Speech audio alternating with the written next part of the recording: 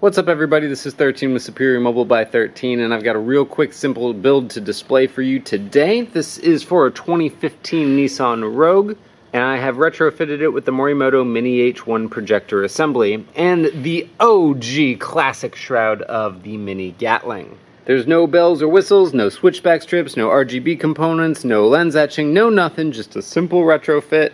These are new aftermarket housings. We opted for the clear reflectors on the side, so there's no amber, which looks really nice.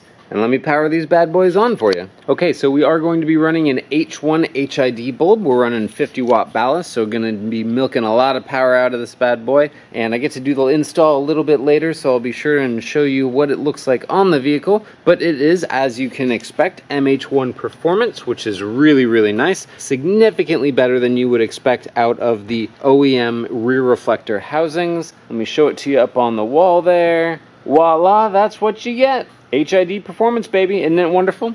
That's all I got to say on this one. Like I said, real quick and easy, simple build. Product and pricing information will be in the video description, so make sure and check that out. And of course, if you require a build for yourself, by all means, shoot me an email, 13@bythirteen.com. Thanks so much for watching. This is 13. Have yourselves a great day. See ya.